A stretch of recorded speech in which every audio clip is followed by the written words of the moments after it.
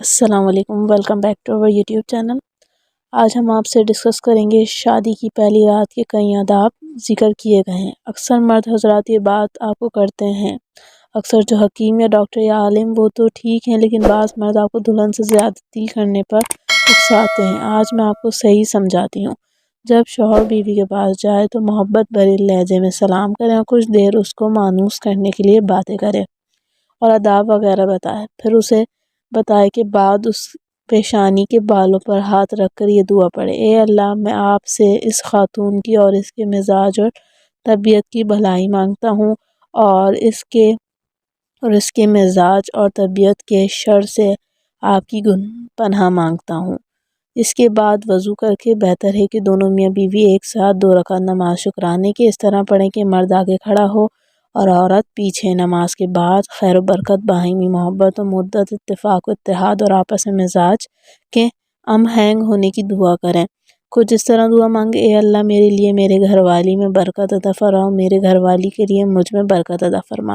اے اللہ، اس کو مجھ سے اور مجھے اس سے روزی عطا فرما۔ اے اللہ، جب آپ ہمیں جمع کریں تو خیر کے ساتھ جمع کریں اور جب الگ فرمائیں تو خیر کے ساتھ الگ فرمائیں۔ پہلی رات ملاقات کے وقت شوہر کو چاہیے کہ ابتدا میں بیوی کو اپنے ساتھ مانوس کریں، اپنی باتوں کے ساتھ اجنبیت کو ختم کرنے کی کوشش کرے۔ عورت پہ اپنا رعب جمانے اور دبدبہ بٹھانے کے بجائے یہ کوشش کرے کہ اعتدال کو ملحوظ رکھتے ہوئے عزت اور نرمی کے ساتھ پیش آئے کہ بیوی کو قلبی سکون حاصل ہو، اس کے دلی بوجھ میں کمی واقع ہو۔ بعض لوگ سمجھتے ہیں کہ پہلی رات ہی مباشرت کرنا ضروری ہے۔ یہ بات درست نہیں ہے۔ تاہم اگر مباشرت کرنا ارادہ ہو تو اس سے پہلے عورت کو مکمل طور پر مانوس کریں۔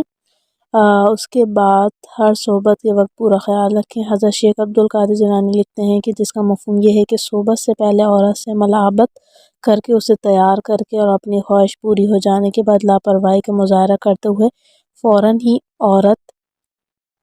ہی عورت سے الگ نہ ہوا جائے، بلکہ عورت کی خواہش پوری ہونے تک انتظار کریں، ورنہ عورت کو مکمل تسلی نہیں ہوتی اور یہ چیز بعد میں نفرت، قدرت اور جدائی کا سبب بن سکتی ہے۔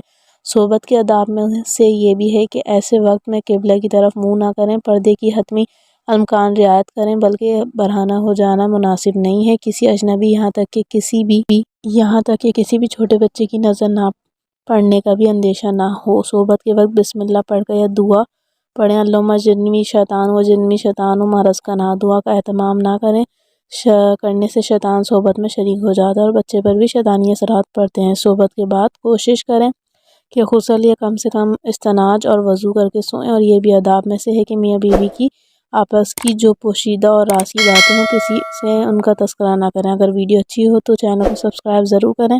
Thank you so much.